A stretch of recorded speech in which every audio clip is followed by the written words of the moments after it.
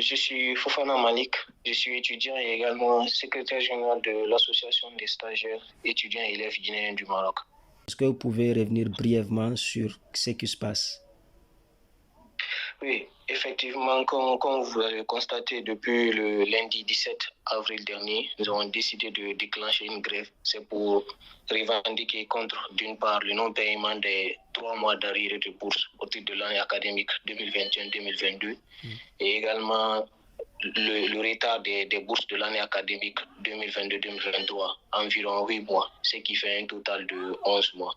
Et d'autre part, c'est pour dénoncer vraiment cette indifférence et également le silence de nos autorités, puisque depuis que nous avons lancé la dite grève, nous avons reçu de leur part ni de messages ni d'appels, ce qui nous met vraiment dans une colère indescriptible.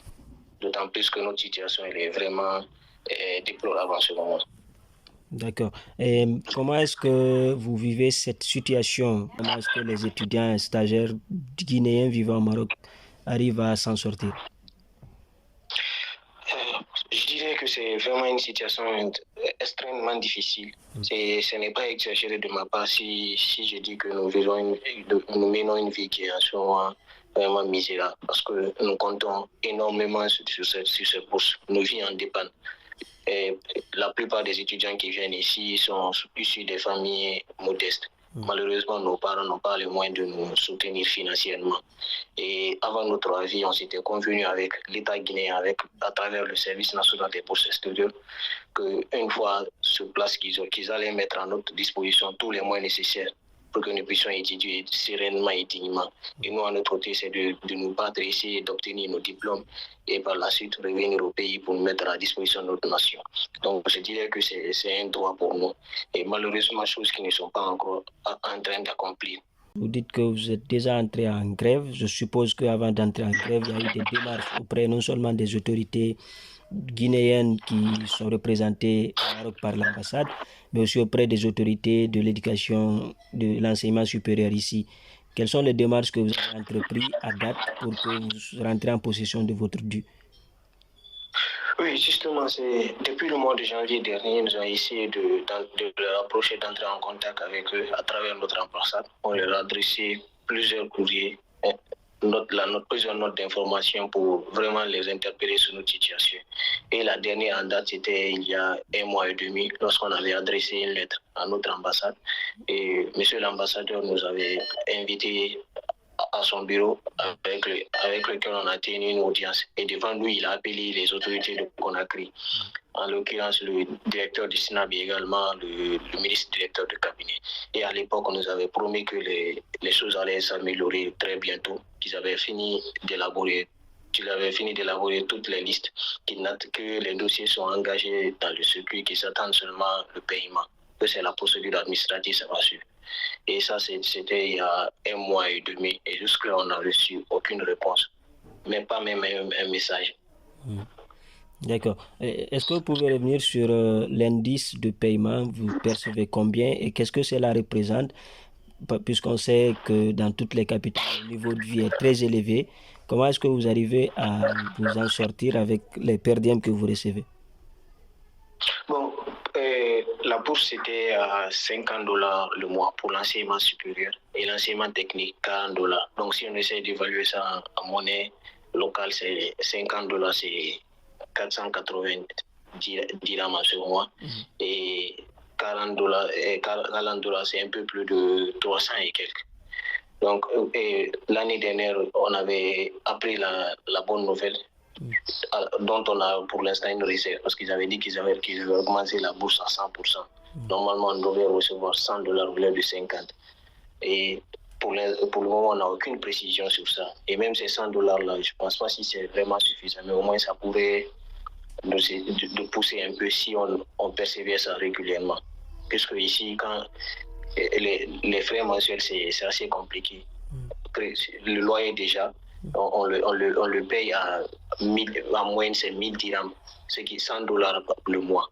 Alors que la bourse, c'est $100. À côté du loyer, il y a les frais pour la facture, pour la connexion, le transport, sans parler de nourriture et des brochures. Comment est-ce que vos amis vivent cette situation, étant donné que vous recevez 100 dollars. 100 dollars représente uniquement le prix du loyer. Est-ce que sur des conséquences, en termes de conséquences, est-ce qu'il y a des amis qui ont décroché par exemple ou qui sont tombés dans la précarité à cause de ce retard de paiement? Naturellement, à chaque jour, on a ces problèmes. Il y a des amis qui, malheureusement, n'ont pas les mêmes chances que nous et décrochent dès leurs premières années parce qu'ils n'ont aucun soutien financier, ni de Conakry, ni d'ici. Et nous qui sommes là, nous essayons de nous serrer les coudes puisque c'est un peu la même galère. On essaie d'adopter une forme de solidarité collective. Même celle-là, elle est un peu difficile. Parfois, ceux qui sont proches les uns des autres essayent de s'associer pour aller s'habiter dans un même appartement. Et même ça, c'est difficile parce que vraiment, la bourse, comme je l'ai dit au début, c'est notre principale source financière. D'accord. Aujourd'hui, vous avez l'occasion de vous adresser peut-être directement aux personnes concernées ici à Conakry. Quel est le message que vous portez au nom de tous les étudiants stagiaires guinéens vivant au Maroc? Bon, le message que j'ai à lancer à tous mes camarades, que ce soit du côté du Maroc et également de tous les pays, c'est d'abord de souhaiter tous mes voeux à l'occasion de la fête de Ramadan qui vient de se passer. Et également de les adresser tous mes voeux de bon courage, de soutien, parce que nous savons que nous traversons à peu près la même situation, la même difficulté. Et également, c'est là profiter pour lancer un message à l'endroit de nos autorités. Et nous savons qu'il y a beaucoup de réformes qui sont en cours notamment. Et c'est avec grand plaisir que nous avons appris l'annonce de la revalorisation de notre bourse, chose que nous apprécions énormément. Et de l'autre côté, c'est pour vraiment les interpeller afin qu'ils puissent prendre maintenant notre situation au sérieux parce que vraiment, c'est assez compliqué, c'est très difficile pour nous en ce moment. Parce que ces bourses, c'est notre principale source de revenus. Nous n'avons aucun autre accompagnement financier. Nos parents n'ont pas de moyens.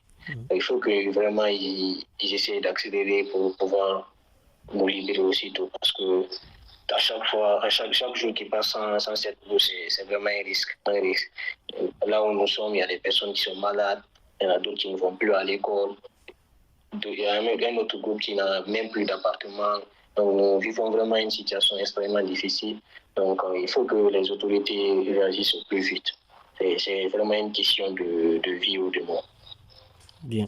Merci beaucoup, M. Fofana, et surtout bon courage à vous. Merci à vous également.